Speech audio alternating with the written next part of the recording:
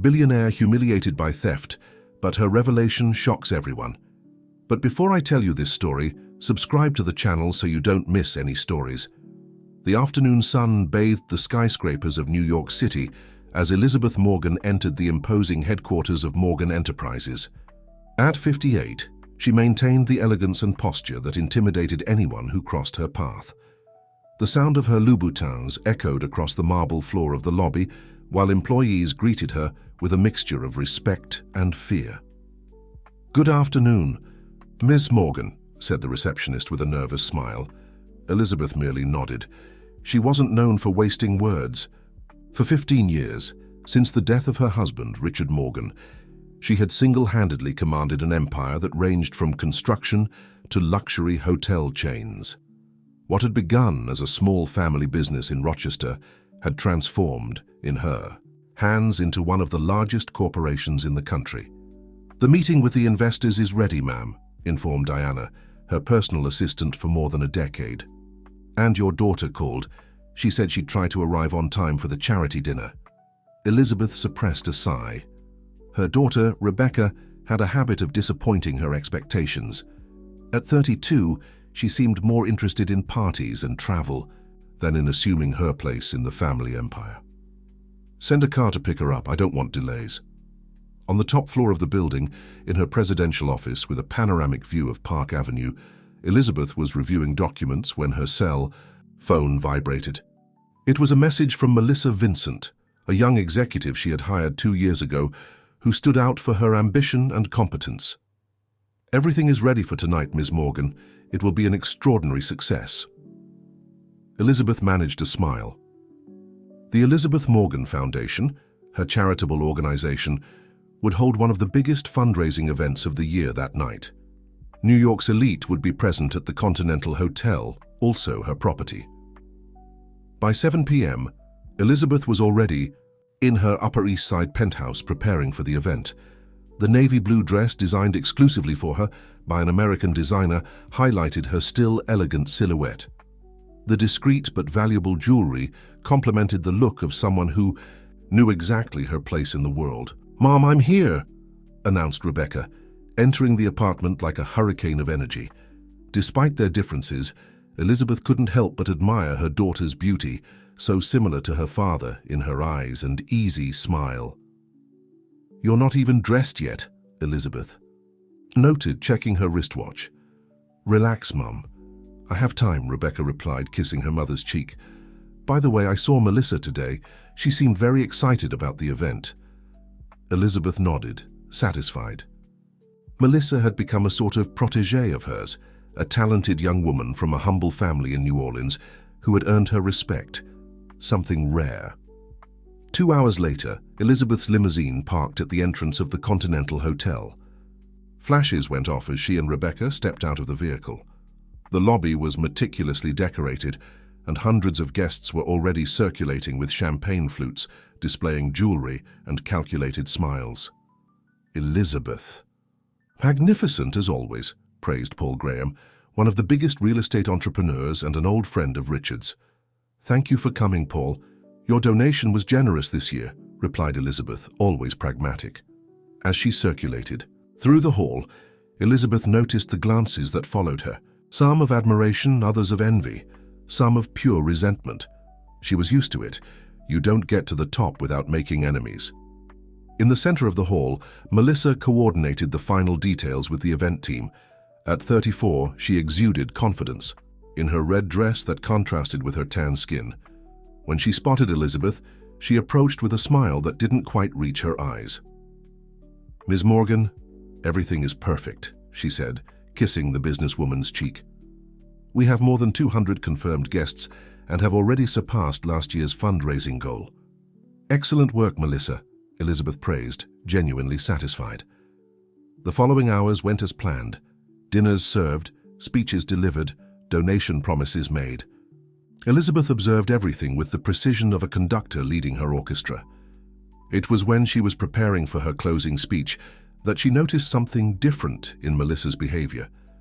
The young woman was talking in a corner with Bradley Anderson, a former partner of Elizabeth's with whom she had severed ties years ago, after discovering irregularities in his dealings. "Rebecca, who invited Bradley?" Elizabeth asked, frowning.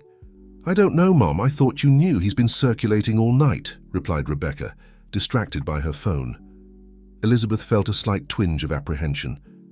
Bradley harbored resentment since she had exposed him and removed him from the partnership.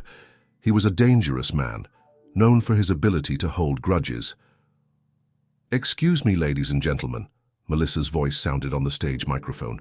"Before we end this wonderful evening, I have a special announcement."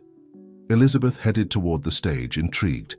There was no announcement scheduled besides her own closing speech. "It is with great emotion that we welcome so many distinguished people tonight," continued Melissa. "People who admire the successful trajectory of Ms. Elizabeth Morgan." She paused, her eyes now fixed on Elizabeth with a disturbing intensity. Or at least admired, until they knew the real Elizabeth. A heavy silence fell over the hall. Rebecca, beside her mother, stopped looking at her phone and raised her eyes, confused. "What is she talking about, Mom?" Elizabeth didn't answer. Her eyes were fixed on Melissa, who now displayed a smile she had never seen before. Cold, calculating, triumphant. "Ladies and gentlemen, I believe everyone deserves to know who really is the woman they're honoring. Tonight," Melissa continued, her voice now laden with venom, "the woman who presents herself as a benefactor, a successful businesswoman, a dedicated widow." Elizabeth felt the blood freeze in her veins. Something was about to happen, something for which she was not prepared. "Melissa, what do you think you're doing?" Elizabeth asked aloud, trying to maintain her composure. "I'm just telling the truth, Miss Morgan. The truth I found in the secret files you keep so well hidden." The lights in the hall seemed to get brighter, or perhaps it was just the feeling that all eyes were converging on Elizabeth at that moment. Her heart was racing, but her face remained impassive, a perfect mask of control she had perfected over decades. "What truth would that be, Melissa?" she asked, her voice firm despite the inner turmoil. Melissa smiled even more, like a predator finally cornering its prey. "The truth about how you built your empire, about the fraudulent contracts, the bribes, the tax evasion, about how you betrayed not only your partners, but also your own husband while he was sick." A shocked murmur ran through the hall. Phones were raised, recording every moment. Rebecca, next to her mother, turned pale. "This is absurd," said Elizabeth, advancing toward the stage. "You have no proof of any of this." "Don't I?" questioned Melissa, taking a folder from the podium. "I have copies of all the documents, and not just me. The press received them too. Tomorrow, all of America will know who the real Elizabeth Morgan is." At that moment, Elizabeth realized she wasn't facing a simple attack on her reputation. It was a meticulously planned ambush to completely destroy her, and by the look of Rebecca, a mixture of confusion, shock, and, worst of all, doubt, Elizabeth felt that perhaps the trap had already worked. Chaos ensued in the hall of the Continental Hotel. Camera flashes went off incessantly, capturing every nuance of Elizabeth Morgan's expression as she faced public humiliation. The buzz grew with each second, with guests divided between shock and the perverse delight of witnessing the fall of one of the most powerful women in New York. "You don't know what you're talking about," said Elizabeth, her voice dangerously controlled as she climbed onto the stage. Melissa maintained her triumphant smile, stepping back a few paces. "I know exactly what I'm talking about, Ms. Morgan. Or would you prefer I start detailing the Foundation's misappropriations? Or perhaps the bribes to acquire the properties in Miami?" The accusations hit Elizabeth like bullets, each more devastating than the last. But the worst blow was yet to come. "Rebecca," called Melissa, extending her hand to Elizabeth's daughter, who remained paralyzed among the guests. "Come, dear. Your mother has much to explain to you, too." Elizabeth's gaze met her daughter's. For a fleeting moment she saw something in Rebecca's eyes that she had never seen before. Distrust. The young woman hesitated, but then, to Elizabeth's horror, walked toward the stage, stopping beside Melissa. "Mom," Rebecca's voice trembled. "What's happening? What is she talking about?" "They're lies, Rebecca, all lies." Elizabeth tried to take her daughter's hand, but Rebecca backed away. "If they're lies, why are you so pale? Why don't you deny everything, here and now? It was at this moment that Elizabeth realized she had lost her daughter, at least temporarily. Years of distant relationship, of mutual demands and disappointments, had created a chasm that Melissa now exploited masterfully. "Ladies and gentlemen," Melissa spoke again into the microphone, "tomorrow all the details will be in the headlines. The evidence is irrefutable. The Morgan era has come to an end." Elizabeth felt her legs weaken. Behind the mask of impassivity, her mind worked frantically. How had Melissa obtained that information? Who else was involved? And most importantly, how much of what she said was truth and how much was fabrication? Diana, her faithful assistant, appeared at her side. "Ms. Morgan, we need to leave here now." With one last look at Rebecca, who was now silently crying beside Melissa, Elizabeth allowed Diana to guide her out of the hall. The path to the exit was a corridor of accusatory glances and pointed cameras. Elizabeth kept her head high, even when a reporter dared to block her path. "Ms. Morgan, what do you have to say about the accusations?" "No comment," replied Diana, pushing the young man aside. The limousine was waiting at the back exit. Inside the vehicle, finally alone except for the discreet presence of the driver, Elizabeth closed her eyes. The humiliation burned in her chest like acid. In 40 years of career, she had never been exposed in that way. "Where to, ma'am?" asked the driver. Elizabeth hesitated. She didn't want to return to the apartment. Rebecca would certainly go there eventually, and Elizabeth wasn't ready to face her. "To the beach house," she decided, "in the Hamptons." During the nearly 2-hour journey, Elizabeth tried to contact Rebecca several times, but all calls went to voicemail. Finally, she sent a simple message. "We need to talk. Nothing she said is true." A lie. Part of it was true. And that was the genius of Melissa's plan, mixing real facts with fabrications, making everything more credible. When the limousine finally passed through the gates of the beachfront mansion, it was already past midnight. The caretaker, surprised by the unexpected arrival, received her with an expression of concern. "Ms. Morgan, is everything all right? You look." "I'm fine, Anthony," she cut him off. "Just tired. I don't want to be disturbed until tomorrow." In the sanctuary of her room, Elizabeth finally allowed the mask to fall. She didn't cry. It wasn't her style. But the tremor in her hands as she poured herself a whiskey betrayed the emotional shock. She approached the window, observing the black sea that stretched under the starry sky. 15 years ago, at that same window, she had received the news of Richard's final battle against the disease that was consuming him. "What would you do, Richard?" she whispered into the void. "How would you handle this?" Her phone vibrated. For a moment, Elizabeth hoped it was Rebecca, but it was Diana. "It's already on social media," her assistant informed. "It's everywhere." Elizabeth sighed. "Arrange an emergency meeting with the board for tomorrow at 10 a.m. And contact our lawyers." "I've already done so, Ms. Morgan, but..." "But what, Diana?" 3 board members have already resigned, and the company's stock has fallen 15% in the Asian pre-market. Elizabeth hung up without responding. She put the phone on silent mode and lay down on the bed, fully dressed. She knew she wouldn't be able to sleep, but she needed to close her eyes, at least for a moment, and try to understand what had happened. How had Melissa obtained that information? Some documents were in her personal safe in the New York mansion. Others in digital files protected by passwords that only she and Diana knew. And there were documents that shouldn't even exist anymore. A dark possibility crossed her mind. What if Diana was involved? The assistant knew practically all her secrets. But no, Diana was loyal. On the other hand, Elizabeth thought the same about Melissa until a few hours ago. Dawn found her still awake, staring at the ceiling. Her phone showed dozens of missed calls, unread messages, and news notifications. Her name was the most discussed topic on social media. There were photos of her leaving the event, her face a mask of wounded dignity, while Melissa smiled victoriously on the stage.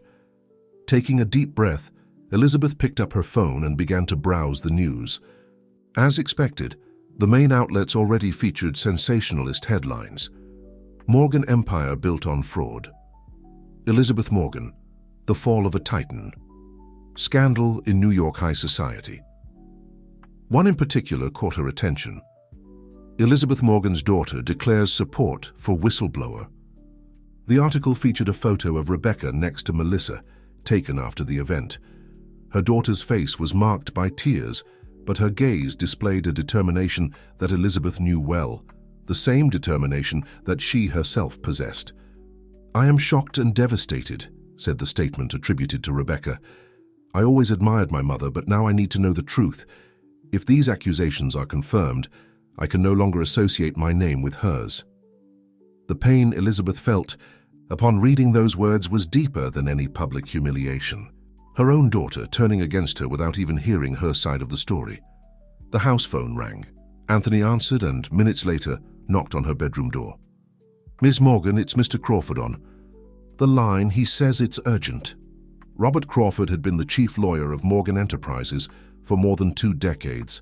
If he was calling the beach house, the situation was even worse than Elizabeth imagined.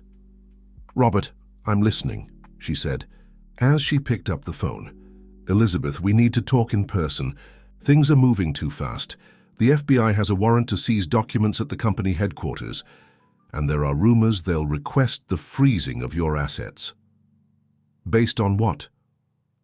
"On the evidence presented by Melissa Vincent." She turned over. "Documents, emails, recordings. Elizabeth, she has things that shouldn't even exist anymore." Exactly what Elizabeth feared. "I'll be in New York in 3 hours," she decided. "Meet me at the contingency office." The contingency office was an apartment in downtown New York, purchased through a shell company, where Elizabeth maintained a parallel security system for emergencies. Not even Robert knew of its existence until a few years ago, when Elizabeth decided she needed someone she trusted to help her in case of crisis. As she prepared to return to New York, Elizabeth evaluated her options. The damage to her reputation was already done, and it would take months, perhaps years, to recover it, if that would even be possible. But there was something more urgent to be resolved, discovering exactly what Melissa knew and how she had obtained that information. In the garage, when she was preparing to enter the limousine, Elizabeth noticed a man standing near the mansion gates. He seemed to be taking photos. The press had already discovered her whereabouts. "Go out the back." "Way, Jack," she instructed the driver, "and use the regular car, not the limousine." During the return journey to New York, Elizabeth remained silent, watching the landscape pass by the window. The beaches of the Hamptons, normally a calming scenery, now seemed distant and irrelevant. Her mind was focused on what she would face upon arriving in the city. "Ma'am," Jack's voice interrupted her thoughts, "someone has been following us since we left the Hamptons." Elizabeth looked in the rearview mirror. A dark car maintained a constant distance. "Can you lose them?" "I can try." Jack made some maneuvers, entering secondary streets and abruptly changing direction. Finally, after almost half an hour of attempts, he seemed to have managed to shake off the pursuer. "We're clear now, ma'am," he informed. But Elizabeth knew that this was just the beginning. The hunt had begun, and she was the prey. The small apartment in downtown New York was austere compared to the luxury standards Elizabeth was accustomed to. 1 bedroom, a combined living room and kitchen, and an office equipped with cutting-edge technology, enough to serve as a temporary operations. Teostu Robert Crawford was already waiting when she arrived. At 63, with grey hair and deep circles under his eyes, he seemed to have aged a decade since the last time Elizabeth had seen him, just 3 days before. "The situation is even worse than we imagined," he said, dispensing with greetings. "The FBI seized documents at the company headquarters this morning. The stock fell another 22% with the opening of trading. 3 major clients have already cancelled contracts." Elizabeth walked to the window, observing the city bustling below, oblivious to her personal drama. "And Rebecca?" Robert hesitated, which was answer enough. "She gave a press conference an hour ago, alongside Melissa." Elizabeth closed her eyes for a moment, absorbing the blow. "Melissa is playing her cards very well," she commented, with a calmness that surprised even herself. "And Rebecca has always been impulsive, easily manipulated by those who know how to touch her emotions. Elizabeth, we need to talk about what Melissa really has against you. Elizabeth turned, facing the lawyer. She has fragments of the truth, Robert. Documents that show negotiations at the limit of legality, agreements we made to save the company during the economic crisis. She paused, considering how much she should reveal. And she has knowledge of Project Phoenix. Robert turned pale. How? Is that possible? Project Phoenix records were destroyed years ago. Evidently not all of them, Elizabeth replied bitterly. Someone kept copies. The question is, who? Project Phoenix had been the contingency plan created by Richard Morgan in the last months of his life, when he realized he would not survive the disease. A secret will, deposited with a lawyer abroad, that established a complex ownership structure to protect the family's assets. The existence of the project was known only to Elizabeth, Richard, Robert, and 2 other people. The company's chief accountant, now deceased, and Richard's former secretary, who had retired and moved to Spain. I need to make a call, Elizabeth decided, picking up a disposable phone she kept in the office drawer. She dialed a number from memory. After 3 rings, a familiar voice answered. Lucy, it's Elizabeth Morgan. Lucy Silver, Richard's ex-secretary, seemed surprised by the call. Ms. Morgan, has something happened? I saw your name in the Spanish news. Lucy, I need to know, did you keep any copy of the Project Phoenix documents? A heavy silence settled on the line. No, ma'am. I destroyed everything according to Mr. Morgan's instructions, even before he... Could anyone else have had access? To these documents, think carefully, Lucy. It's very important. Another moment of silence. Well, there was that time, about 2 months before Mr. Morgan passed. He asked me to make extra copies of the documents. He said he wanted to keep a set in a different safe. Elizabeth felt a chill run down her spine. And you made these copies? Yes, ma'am, I delivered them to Mr. Morgan himself. He seemed worried that day. After ending the call, Elizabeth remained thoughtful. Richard had made extra copies, without informing her. Why and where would these documents be now? Elizabeth, called Robert, interrupting her thoughts. We have another emergency situation. The Federal Reserve is investigating the accounts of the group's companies, and there's a judicial freeze being prepared for your personal assets. Elizabeth nodded as if she already expected this. How much time do we have? Hours maybe, days at most. Sufficient. Elizabeth walked to a laptop on the table and turned it on. Let's initiate the Artemis Protocol. Robert's eyes widened. You sure that means... It means temporarily retreating, giving ground to gain time. The Artemis Protocol was the last resort plan, developed by Elizabeth after Richard's death. It involved transferring assets to accounts abroad, reorganizing the corporate structure, and essentially feigning a financial downfall while protecting the core of the empire.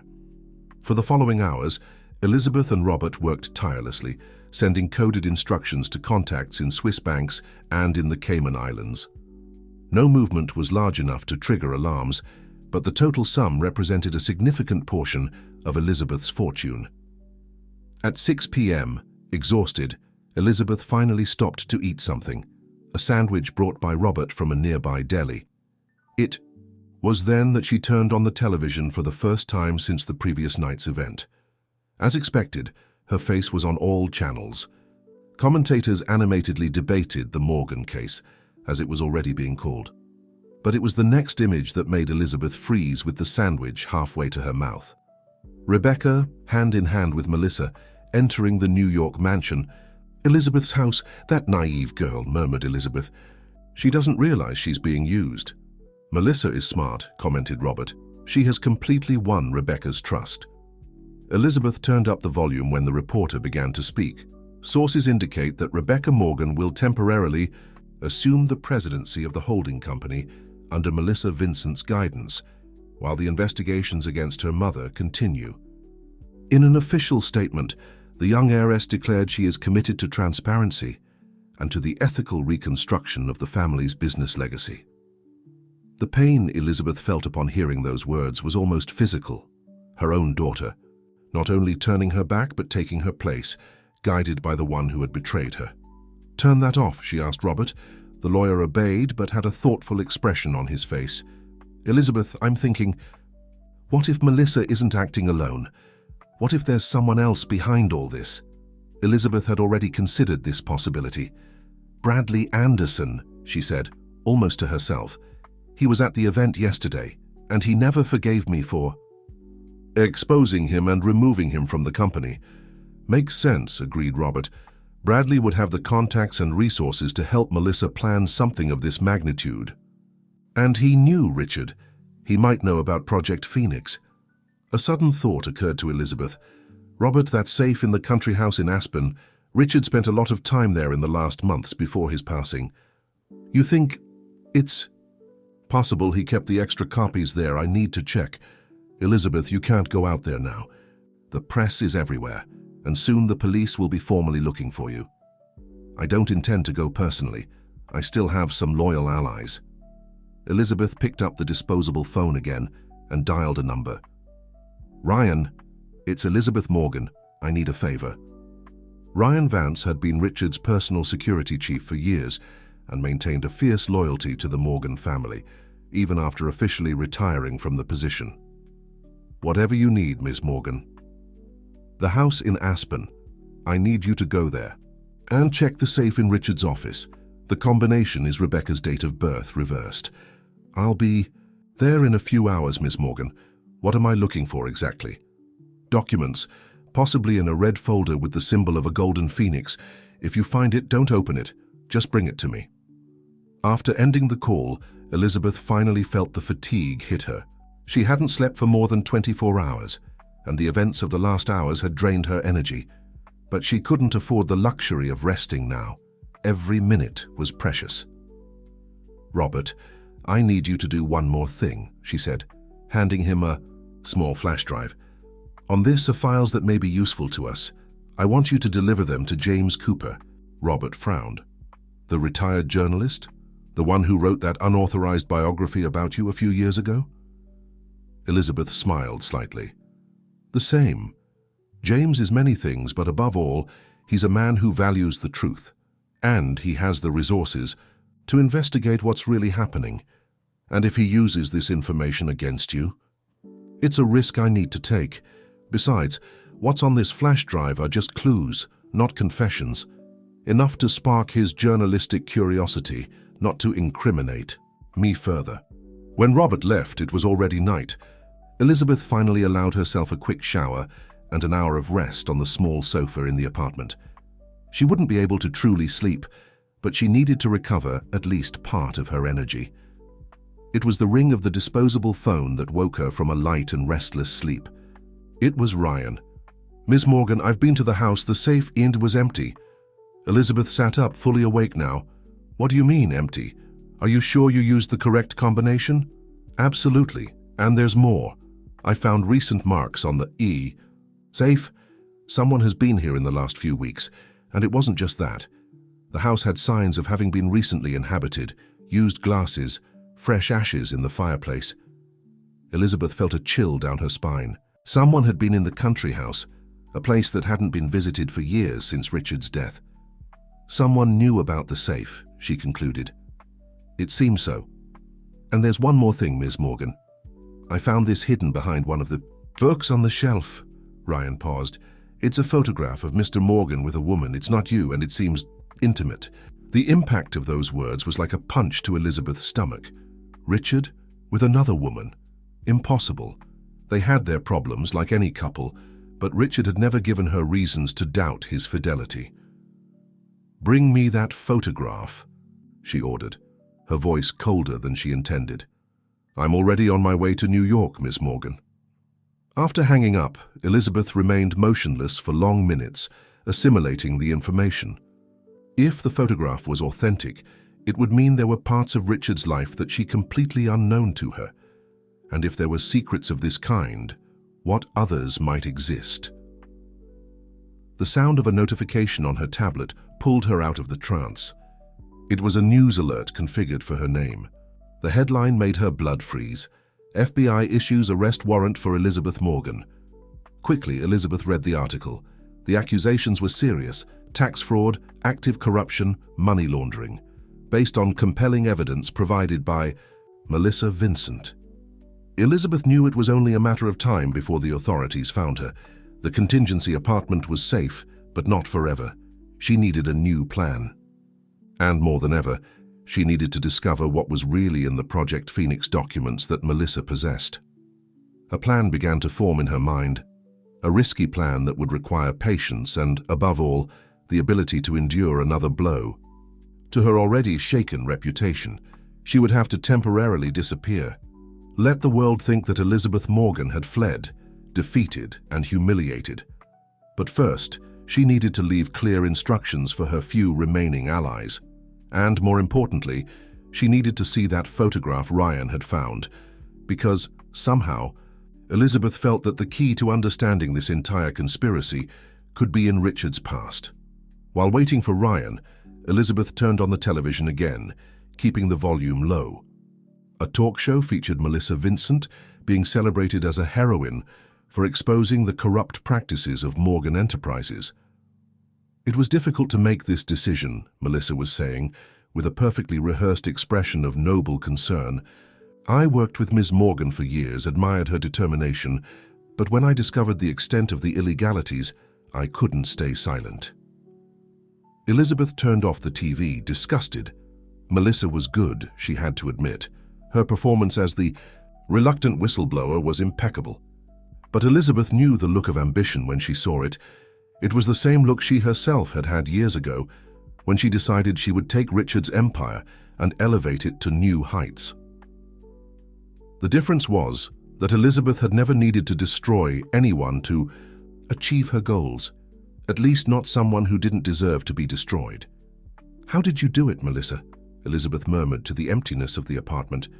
"How did you know exactly where to look?" The pieces of the puzzle still didn't fit together. Melissa was intelligent and ambitious, yes, but she couldn't have discovered such well-kept secrets on her own. Someone had helped her. Someone who intimately knew the Morgan family business. And then, like a sudden illumination, a terrifying possibility crossed Elizabeth's mind. What if it wasn't Bradley Anderson who was the mentor behind Melissa? What if it was someone even closer? No, Elizabeth said aloud, refusing to accept the thought that had just emerged. She wouldn't do that. But the more she thought about it, the more the theory made sense. Who better to guide Melissa through the intricacies of Morgan Enterprises than someone who had grown up watching the empire being built? Someone who knew its weaknesses, its secrets, its skeletons in the closet? "Rebecca," whispered Elizabeth, her daughter's name sounding strange, on her lips now, laden with a doubt that had never existed before. 3 weeks had passed since the fateful night at the Continental Hotel. Elizabeth Morgan, once one of the most powerful women in the country, had officially become a fugitive from justice. Her face was plastered across newspapers and news broadcasts, always accompanied by the same words: wanted, fraudster, fugitive. The Upper East Side mansion had been sealed by the FBI, the bank accounts in her name frozen. Newspapers published daily articles detailing the downfall of the Morgan Empire, as if delighting in each piece of the destruction of her reputation. Meanwhile, in a modest apartment in Brooklyn, far from the spotlight and the luxury she was accustomed to, Elizabeth observed the city that now hunted her from the window. The apartment belonged to Ryan's younger sister, who lived abroad. No one except Ryan and Robert knew of her whereabouts. Elizabeth had changed her appearance. Her hair, once brown and perfectly dyed, was now grey and cut in a simple style. She wore thick-framed glasses and clothes she would never have considered in her previous life. Basic pieces, without recognizable brands, bought from department stores. On the table in the small living room, several newspapers were scattered.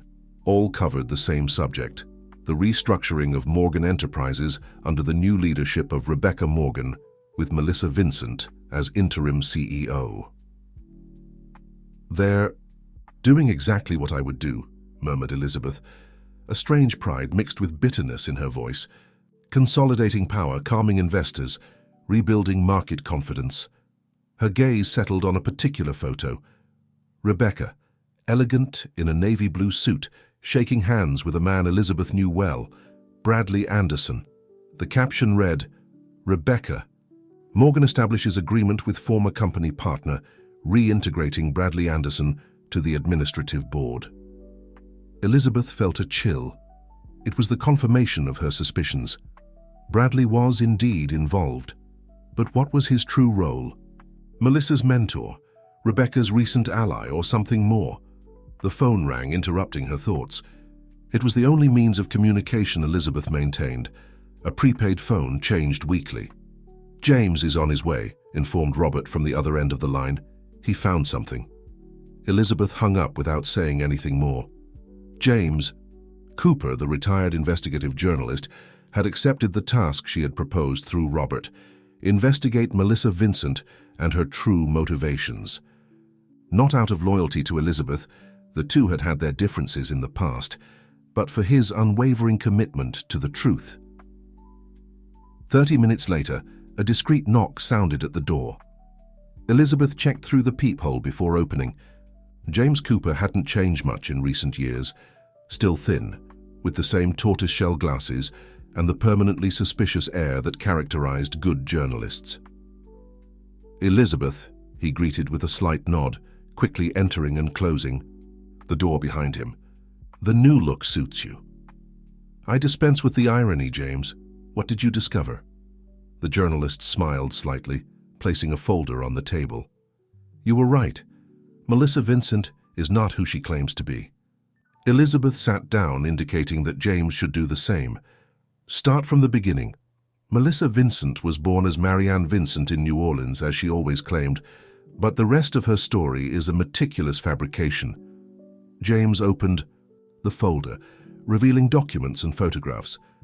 She didn't come from a humble family that struggled to educate her, as she tells in interviews. In fact, her father was a successful local businessman. And more importantly, she didn't study at Tulane University, as she claims in her resume. She was there for only one semester before dropping out. So where was she during those years? That's the interesting part. James removed a photograph from the folder. She was in Spain, in Madrid to be precise. And guess who else was in Madrid during that time? He slid another photograph across the table. "Lucy Silva, your husband's former secretary." Elizabeth picked up the photograph, examining it carefully. It showed Melissa, or Marianne, sitting in a cafe, animatedly conversing with Lucy. "This was taken 4 years ago," explained James, well before Melissa appeared asking for a job at Morgan Enterprises. Elizabeth felt the pieces of the puzzle beginning to fit together. Lucy knew Richard's secrets. She had access to the Project Phoenix documents. Exactly, and there's more. James removed another photo from the folder. "Do you recognize this man?" Elizabeth looked at the image of a middle-aged man with grey hair and a severe expression, leaving a commercial building. "No," she replied, frowning. "This is Carl Vincent, Melissa's father. And do you know what his business was?" James made a dramatic pause. "Construction.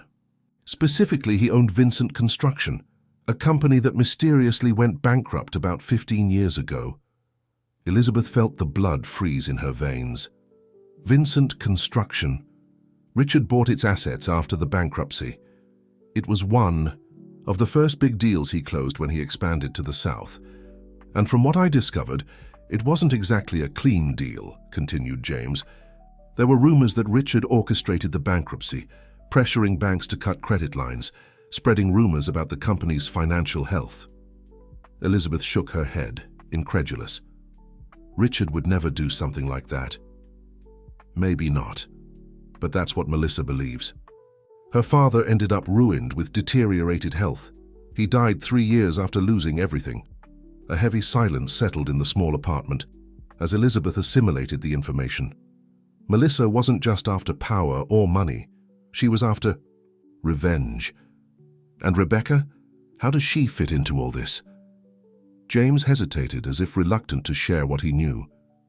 "Elizabeth, there's something you need to see." He removed a final envelope from the folder.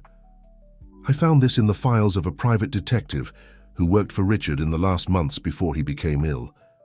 Elizabeth opened the envelope, her heart accelerating. Inside, there was a detailed report and several photographs. The images showed Richard on different occasions with a woman, the same one from the photograph Ryan had found in the country house. "Who is she?" asked Elizabeth, her voice barely a whisper. "Claire Vincent, Carl's sister, Melissa's aunt." Elizabeth felt as if the floor disappeared beneath her feet. Richard had had an affair with Melissa's aunt. It was too much of a coincidence to believe. "There's more," continued James, his voice now gentle, as if understanding the impact of his revelations. "Richard maintained this relationship for almost 2 years, and Claire had a daughter during this period." The implications of that information hit Elizabeth like an avalanche. A daughter. Richard had another daughter, with Melissa's aunt. "Where is this child now?" asked Elizabeth, surprised by her own calmness. "She's not a child anymore. She was born almost 30 years ago. And from what I discovered, Richard never officially recognized her, but maintained discreet contact and helped her financially." "You found her?" "It wasn't difficult." James seemed uncomfortable now. "In fact, she was never really hidden. She just used her mother's surname, not Richard's." "Who is she, James?" demanded Elizabeth, impatience finally breaking her composure. The journalist took a deep breath. "Melissa. Melissa is Richard's daughter." The shock of the revelation left Elizabeth momentarily speechless. It was as if all the events of recent years, Melissa's arrival at the company, her rapid rise, the betrayal, everything, now made a terrible sense. "Does she know?" she finally asked. "I believe so. She probably found out after her mother, Claire, died approximately 5 years ago. That's when she began to plot her plan. She approached Lucy in Spain, obtained information about Project Phoenix, created a new identity, and then presented herself to work at her father's company, the company she probably believes should be partially hers." Elizabeth abruptly stood up, walking to the window. Her mind was buzzing with the implications. Richard had maintained a parallel life, a secret daughter. And now, that daughter was destroying everything Elizabeth had built, perhaps as revenge for being kept in the shadows, excluded from the fortune she considered her right. "And Rebecca, does she know about this?" "I'm not sure," admitted James, "but considering the closeness she has developed with Melissa in recent weeks, it's possible that Melissa has shared the truth with her."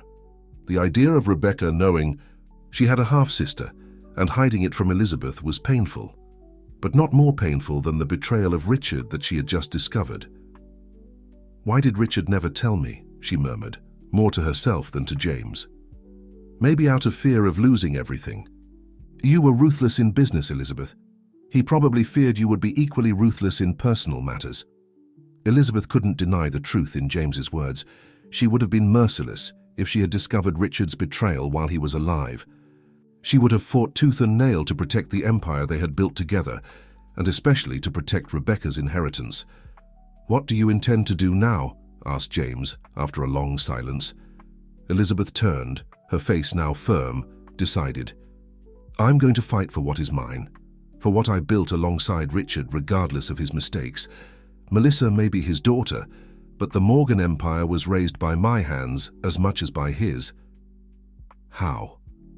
"You're a fugitive. Your reputation is destroyed. Your account's frozen." A cold smile formed on Elizabeth's lips. "Richard wasn't the only one to keep secrets, James. I have mine too." Elizabeth walked to a small safe embedded in the wall behind a cheap painting, a basic security measure she had installed as soon as she arrived at the apartment. She opened it and removed a red folder with the golden phoenix symbol. Ryan found it, not in the safe at the country house, but in a secret compartment in Richard's office. "The original Project Phoenix," murmured James, eyes wide. "And more than that." Elizabeth opened the folder, revealing documents, contracts, and a handwritten letter. Richard's last wishes, including the recognition of Melissa as his biological daughter. "So you already knew?" "Not until I read this. Richard left the letter to be opened only in case of extreme emergency." Elizabeth smiled bitterly. "I believe being accused of crimes I didn't commit Losing everything I built and having my own daughter turn against me qualifies as an extreme emergency. And what does the letter say? Elizabeth caressed the paper, Richard's familiar handwriting evoking memories of a time that now seemed to belong to another life. He confesses everything. The affair with Claire, Melissa's birth, the secret payments to support them, and more importantly, he expresses his desire that both his daughters share his legacy. Melissa should receive 25% of the company's shares, with the condition that she never try to usurp Rebecca's position as the main heir. A condition she's clearly not fulfilling, observed James. Exactly. Elizabeth closed the folder. Richard believed I would never accept sharing what we built with the daughter of his infidelity, and he was right. I wouldn't have accepted. Not at that time. And now? Elizabeth looked out the window, contemplating the city bustling out there, oblivious to the drama unfolding inside that small apartment. Now, it's the only way to recover what is mine, and to protect Rebecca, even if she doesn't know she needs protection. The plan was beginning to take shape in her mind. It wouldn't be easy. It would require sacrifices, public humiliation, perhaps even the need to acknowledge before the world that she had been deceived by her own husband for years. But Elizabeth Morgan had not reached the top by being weak, and it would not be now in her most critical moment that she would falter. "I'll need your help, James," she said, turning to the journalist, "and Roberts, and mainly I'll need Melissa to make a mistake." What kind of mistake?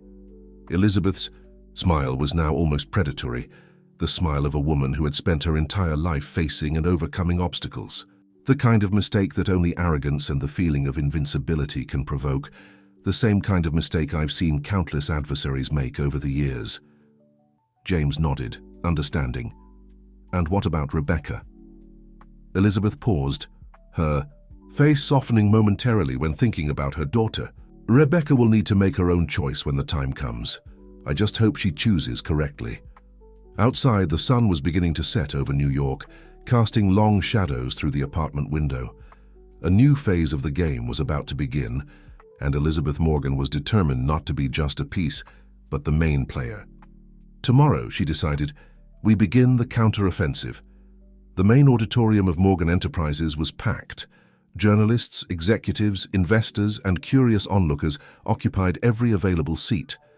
The buzz of voices ceased when Vincent took the stage, stunning in a red suit that accentuated her confident posture.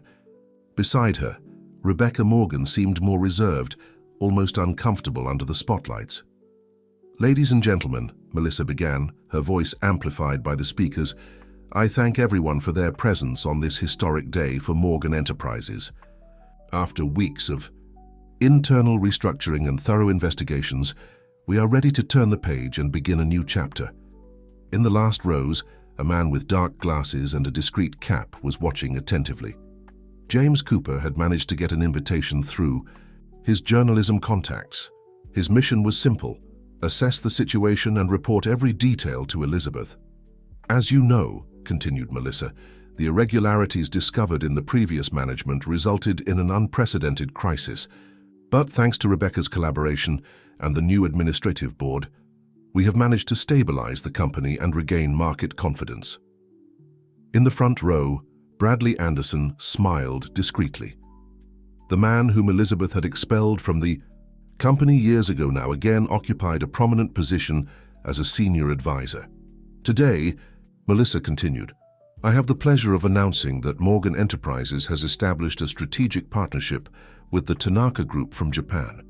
This alliance not only injects vital capital into our operations, but also opens doors to the Asian market." Polite applause ran through the auditorium. On the screen behind Melissa, the Morgan Enterprises logo merged with that of the Tanaka Group in an elaborate animation. "To formalize this partnership," announced Melissa, "we will hold an extraordinary shareholders' assembly tomorrow, where the terms of the agreement will be detailed and the company's new shareholder structure will be voted on." James mentally noted the information. This was the opening Elizabeth was waiting for. "Now," Melissa smiled, I would like to pass the word to Rebecca Morgan, who has a special announcement. Rebecca approached the microphone, visibly tense. Her gaze scanned the auditorium before fixing on her notes. As everyone knows, she began, her voice slightly trembling, the last few weeks have been extremely difficult for me personally. Discovering the questionable acts of my mother was devastating. James noticed the hesitation in her voice, the way she avoided looking directly at the audience. However, continued Rebecca, I have learned that business and personal emotions must remain separate. That's why I'm here today to announce that after tomorrow's assembly I will resign from my position on the administrative board. A surprised murmur ran through the auditorium. Melissa, beside Rebecca, maintained an unwavering smile, but her eyes betrayed a gleam of triumph. This decision, continued Rebecca, will allow me to focus on my studies and personal projects, while the company benefits from a completely renewed leadership and free from problematic associations with the past.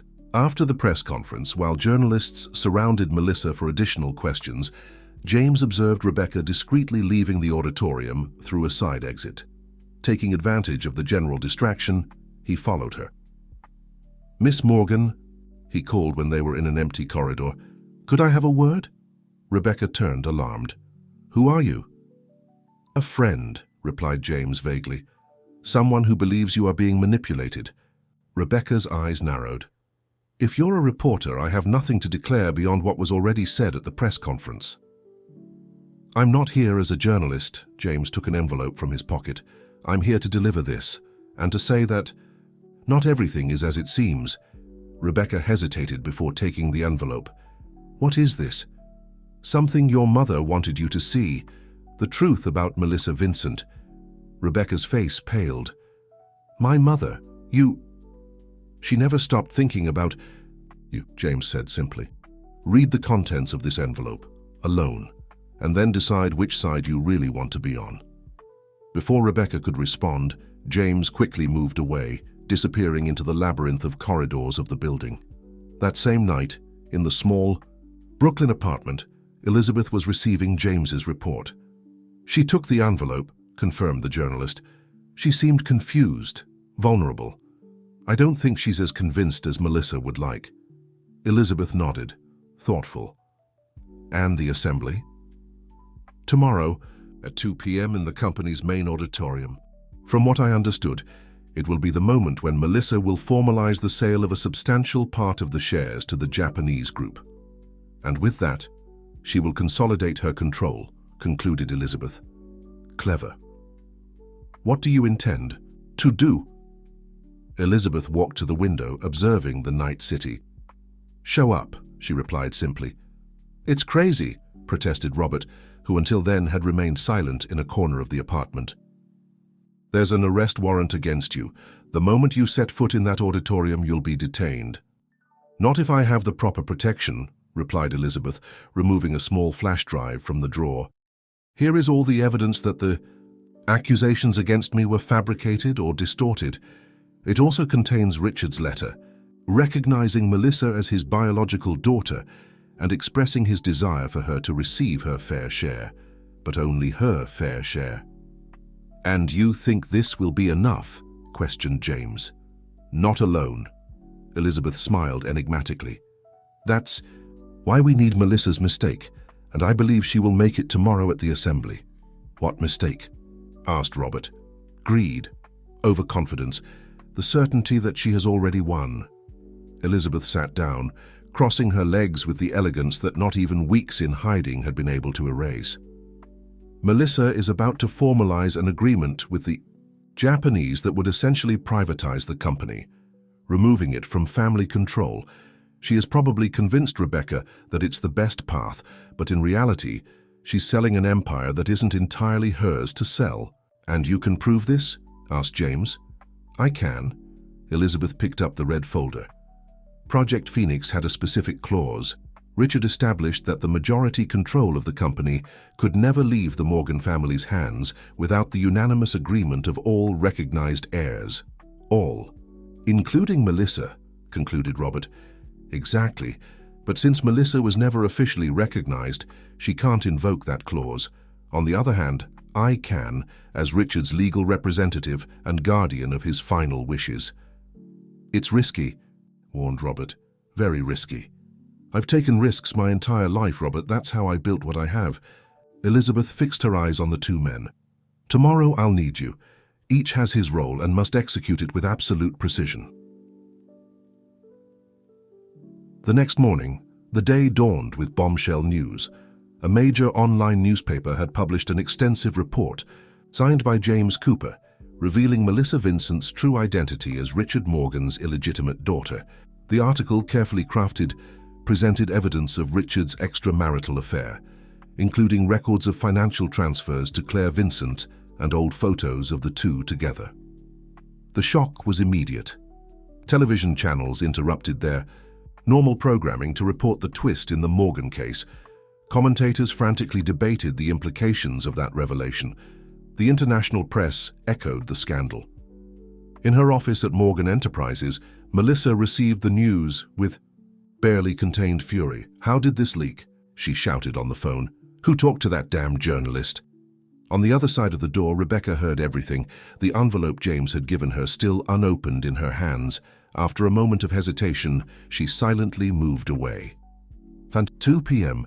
The main auditorium of Morgan Enterprises was even more crowded than the day before. The news about Melissa's true identity had attracted a crowd of journalists and curious onlookers. In the front row, Tanaka Group executives conversed in low voices, visibly uncomfortable with the new scandal. Melissa took the stage, her face a mask of composure, though her eyes revealed the tension she felt. "Ladies and gentlemen," she began, "thank you for your presence. Before we officially start this assembly, I would like to address the news published this morning." She paused, breathing deeply. "It's true that I am Richard Morgan's biological daughter. This information, which is part of my personal history, was kept private out of respect for Richard's memory and his official family. Its disclosure now, clearly orchestrated by Elizabeth Morgan's allies, is a desperate attempt to divert attention from the serious accusations she faces." A murmur ran through the auditorium. Melissa raised her hand, asking for silence. "My origin doesn't change the facts. Elizabeth Morgan committed fraud, evaded taxes, and betrayed the trust of investors and partners. Her flight only confirms her guilt." She smiled slightly. "Now, let's move on to what really matters. The future of Morgan Enterprises, which will soon become part of the Tanaka Morgan Group." It was at that moment that the doors at the back of the auditorium opened. All eyes turned in the same direction. A growing murmur of astonishment ran through the audience. Elizabeth Morgan, elegant in an impeccable black suit, was calmly walking down the central aisle, flanked by Robert Crawford and two court officers. "I'm sorry to interrupt," said Elizabeth, her clear and firm voice echoing in the suddenly silent auditorium, "but I believe there are pending matters we need to resolve." Before any vote, Melissa turned pale on the stage. "Security!" she called. "This woman is a fugitive from justice." "Not anymore," replied Elizabeth calmly. "The court officers beside me are not here to arrest me, but to ensure my right to participate in this assembly. I have just obtained a habeas corpus based on new evidence that seriously questions the accusations against me." She continued walking until she reached the front of the auditorium, stopping before the stage.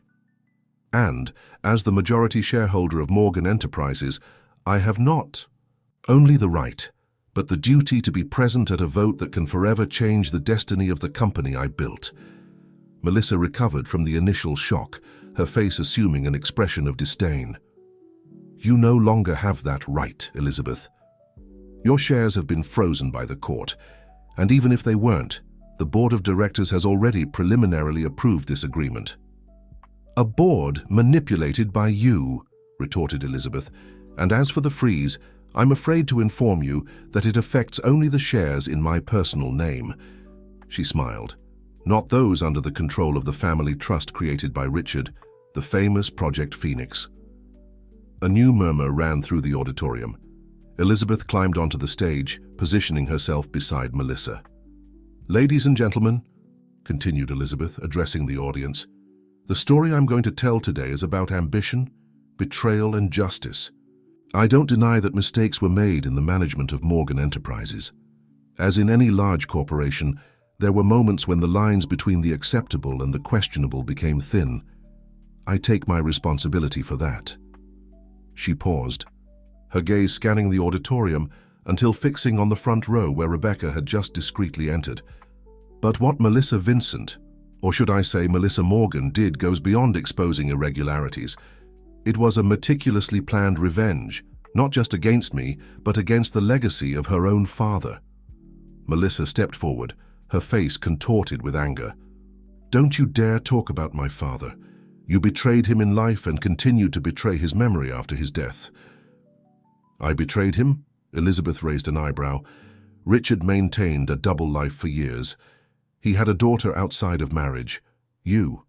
And yet, I never stopped honoring his legacy. I never stopped building the empire he dreamed of." Elizabeth turned to the audience again. "Ladies and gentlemen, I'm not here to deny Richard's mistakes or my own. I'm here to prevent the real crime from being committed, the illegal sale of a family company to foreign hands against the express will of its founder." She removed from her bag the red folder with the golden phoenix symbol. "I have here the original documents of Project Phoenix, Richard Morgan's secret will. In it, Richard recognizes Melissa as his biological daughter and establishes that she is entitled to 25% of the company's shares. No more, no less." Elizabeth handed the documents to Robert, who began distributing copies to the board members and to the Tanaka Group representatives. Richard also specified that the company could never be sold or have its control transferred outside the family without the unanimous agreement of all recognized heirs. The Japanese executives began to converse agitatedly among themselves, examining the documents with worried expressions. "This is a farce," shouted Melissa. "Fabricated documents, just like that journalist's article." "The documents are legitimate," Robert calmly replied. "Signed and notarized, and as for the article, it merely revealed what you yourself just confirmed. You are Richard Morgan's daughter." Elizabeth took another step forward, now standing face to face with Melissa. "You had every right to seek what was rightfully yours, to claim your place in the Morgan family and in the company, but you chose the path of revenge and destruction." "You would never have accepted me," hissed Melissa. "You would never have given me what was rightfully mine." "Perhaps not in the past," agreed Elizabeth. "But people change, Melissa. I learned that the hard way in recent weeks." Elizabeth turned to where Rebecca was seated. "My daughter, my only daughter for so long, turned against me without hearing my side of the story. It was painful, devastating, but it made me realize my own mistakes, how I ignored her feelings for years, how I pressured her to be someone she might not want to be." Rebecca's eyes filled with tears. Elizabeth continued, "And I also realized that Richard, with all his flaws, was right on one crucial point. Both his daughters deserve a place in his legacy. You, Melissa, are entitled to your 25%. No more, no less. And Rebecca has the right to find her own path, whether inside or outside the company." A tense silence hung over the auditorium. It was broken by the sound of isolated applause. Everyone turned to see Rebecca, standing, slowly clapping. "I opened the envelope last night," said Rebecca, her voice clear despite the tears. "I read everything. Dad's letter to you, Mom, the records of Melissa's manipulations, and I finally understood what was happening." She looked directly at Melissa. "You used me. You manipulated me to turn against my own mother." "Becca, it's not quite like that," Melissa began, her tone suddenly conciliatory. "I just wanted—" "You wanted everything," interrupted Rebecca. "Not just your legitimate part, but the entire empire. And you were willing to destroy anyone who stood in your way, including me, your half-sister." The Tanaka Group representatives stood up, visibly uncomfortable. "Mr. Tanaka," said the leader of the Japanese delegation, addressing the CEO, "I believe we should reconsider this agreement until the company's legal situation is completely clarified." Melissa now seemed desperate. "This is absurd. We have signed contracts, pre-agreements, which have no legal validity without the approval of the shareholders' assembly," completed Robert. "And as you can see, there is no consensus among the Morgan heirs." Bradley Anderson rose from the front row, approaching the stage with a furious expression. "This is a coup, Elizabeth. You planned all this." "No, Bradley," Elizabeth replied calmly. "I merely responded to the coup that you and Melissa planned." "Or do you think I don't know about your involvement from the beginning? About the secret meetings with Melissa, months before all this started?" Melissa's eyes widened. "How?" "James Cooper is very good at his job," explained Elizabeth. "He found records of bank transfers from an offshore company of yours, Bradley, to accounts associated with Melissa. Transfers that began more than a year ago." Bradley backed away, babbling incoherent denials. Elizabeth turned to the audience. "Ladies and gentlemen, I propose we postpone this assembly. We need time to reorganize the company's shareholder structure according to Richard Morgan's real intentions. And we also need time to properly investigate all accusations, against me and against others involved." A murmur of agreement ran through the auditorium. The Japanese delegation was already discreetly withdrawing, followed by several board members. Melissa remained motionless, as if in a state of shock. Rebecca climbed onto the stage, stopping halfway between Elizabeth and Melissa. "We are sisters," she said to Melissa. "We could have built something together, honestly, but you chose the path of lies." Melissa didn't respond. Her gaze was fixed on Elizabeth, a mixture of hatred and reluctant admiration in her eyes. "You won," she finally said, "as always." "This isn't about winning or losing, Melissa," replied Elizabeth. "It's about justice. You will have what is rightfully yours, no more, no less. And you will have to answer for the crimes you committed in the process of trying to take what didn't belong to you." Elizabeth turned to leave, but Melissa grabbed her arm. "Why?" she asked, her voice almost breaking. "Why are you offering me anything after what I did?" Elizabeth looked deeply into the young woman's eyes, the same eyes as Richard's, she now realized. "Because you are his daughter, and because I understand your pain and your anger. I knew Richard better than anyone, with all his qualities and flaws. He wasn't perfect, but he loved his daughters, both in his own way." Tears were now streaming down Melissa's face, finally breaking the mask of coldness she had maintained for so long. "He never publicly recognized me." "No," agreed Elizabeth, "and that was one of his biggest mistakes, a mistake that I can help correct now." Rebecca approached, hesitant. After a moment of tension, she extended her hand to Melissa. "We have a lot to talk about, a lot to resolve, but we are sisters after all." The auditorium had emptied quickly after the confrontation. Only a few people remained, observing the family drama unfolding on the stage. Among them, James Cooper smiled discreetly, satisfied to have once again fulfilled his role in the search for truth. The next day, the newspapers featured headlines very different from those of previous weeks. Elizabeth Morgan returns and reveals revenge plot. Richard Morgan's illegitimate daughter tried to take family empire. Court revokes arrest warrant. Against Elizabeth Morgan. The scandal took on new contours. Bradley Anderson was indicted for conspiracy and market manipulation. Melissa would face charges of identity fraud and fraud, although a judicial agreement was already being negotiated. As for Elizabeth, her return was received with a mixture of admiration and caution by the business world. She didn't try to hide the mistakes of the past, but publicly committed to a new era of transparency at Morgan Enterprises. A week after the confrontation in the auditorium, Elizabeth, Rebecca, and Melissa met at the Upper East Side mansion. The meeting was tense, filled with accusations, tears, and painful revelations, but in the end a fragile understanding began to form. "We won't be a happy family overnight," said Elizabeth, serving tea for the three. "Maybe we never will be. But we can learn to respect Richard's wishes and each one's place in his legacy." Melissa, significantly more humble after recent events, nodded in silence. "What happens now?" asked Rebecca. Elizabeth looked out the window at the city that had witnessed her fall and her return. "Now we rebuild, not just the company, but trust, reputation. It's the work of years, not days." "And do you think we'll succeed?" asked Melissa, doubt evident in her voice. Elizabeth smiled with the renewed confidence of someone who had already faced and overcome the worst. Richard used to say that the Morgans don't know defeat, only strategic retreats. She looked at the two young women, her daughters, in different ways. We are Morgans, all of us.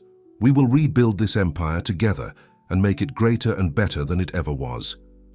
Outside the mansion, New York City continued its frenetic rhythm, indifferent to the drama that had unfolded in its skyscrapers.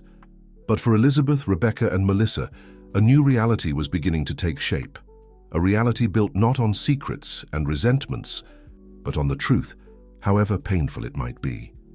And perhaps, thought Elizabeth as she watched the two young women cautiously conversing, perhaps Richard was watching from somewhere, finally at peace, seeing his legacy in the hands of all the women he had loved in his imperfect way.